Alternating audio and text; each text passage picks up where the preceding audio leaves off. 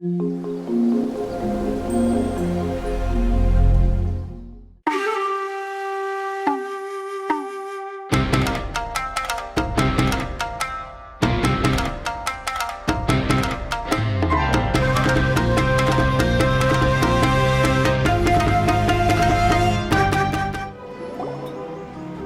speak to President Sango. I'm just a helper. Hello! We'd like to ask some questions about Arataki Ito. Oh, him again. Sure. I have answers. We've already done some investigating for the Tenryou Commission. But first, do you have enough Moro to cover the fee? I've heard all about your travels. After everything you've been through, I'm sure you understand the way these sorts of things work. How much more are we talking about here? A one-off payment of 397,000 Mora, up front. Plus a further 5% of your Adventurers Guild remuneration as my commission, if Arataki Ito is successfully caught and brought to justice. Whoa! That's crazy expensive! How did you even come up with the price that high? Hold on. I wasn't finished. It just so happens the initial fee has already been paid in full by the Tenryou Commission. All you'll need to pay is the small commission fee. And, as for that amount, I'll settle things with the Adventurers Guild once we have Ito. So, from the way I see it, you guys are getting a pretty nice deal. Now then, to give you the full picture in this case, we must first recount a well-known Inazuman fairy tale.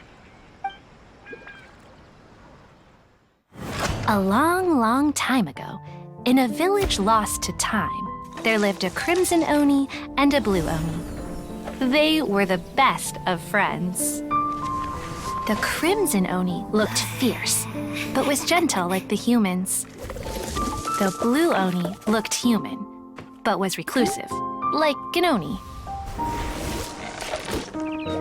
The crimson Oni wished to befriend the humans, but they were scared and threw beans at him whenever he came near.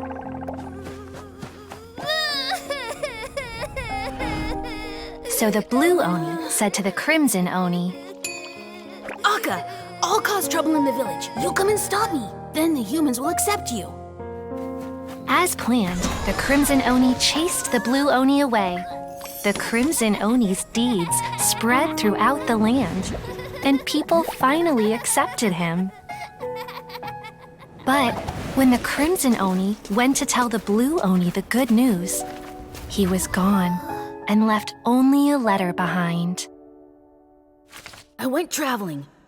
Don't come find me or they'll treat you as a naughty little Oni. But don't worry about me. No matter where I go, we'll always be friends. Huh? That's it? What about the little blue Oni? Whatever happened to him? I suppose the blue Oni simply disappeared, never to be seen again. Only the crimson Oni remain now. But the blue Oni was just an innocent little kid. Of course it does. Otherwise, I wouldn't go through all the trouble of telling it. One interpretation is that the story is actually broadly based on historical events and that Arataki Ito is, in fact, a descendant of the Crimson Oni. What I'm trying to tell you is that the Oni have sacrificed a lot in the past in order to finally integrate themselves into human society. But there are still some volatile personality traits in the Oni bloodline. Every generation of Oni inherits these traits. So while Arataki Ito has never been known to commit a wrongful act in the past, can we ever completely rule out the possibility of him one day allowing this side of him to take over? But how could he do that? After the blue Oni's sacrifice? That would be such a betrayal. That's a very old story. Nobody knows how long it's been since the blue Oni disappeared. We can only assume that they have long since died out, in which case, it would be quite a stretch to say it still counts as a betrayal at this point. Besides, the suspect has already confessed. What is there left to discuss? According to my investigation, he was headed southwest. I would bet he's already made it to Yashiori Island by now. The Tenryou Commission is unable to enter territory controlled by Sangonomiya troops.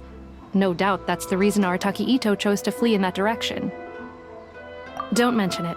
I'm just doing my duty. Wait, Paimon still has a question. If Arataki Ito has given into his bad side, won't that mean he's extra mean and violent now? I could only assume so. Judging from his previous bouts, he is a skilled fighter with a lot of brute strength. Whether or not you'll be able to handle him, that I do not know. Okay, but what's up with people throwing beans at Oni? What use is that? Ah, yes. Now that you mention it, I seem to recall that Arataki Ito is allergic to beans. In fact, all Oni will avoid beans, but especially Ito. I heard that just touching a bean is enough to incapacitate him. If you could weaken him a bit by triggering his allergies, perhaps you'd have better luck subduing him. Right! Knowing our target's weakness will make things a whole lot easier. It just so happens that I have a bag of beans right here. I was planning to use them to make some porridge, but I think you will find a better use for them. Of course, I will charge the Adventurers Guild a fair and reasonable rate for the beans. Sneaky! But also, thanks! Let's head to Yoshiori Island and start looking for Ito. Don't even think about getting in the way next time. Although, if you wanted to make yourself more useful, you could try wearing something a little more fun and festive, or pretend to be a ghost to entertain the kids. You know, liven up the atmosphere. I can't just... Yoimiya, they've already run off. Huh? Hey! I wasn't done talking!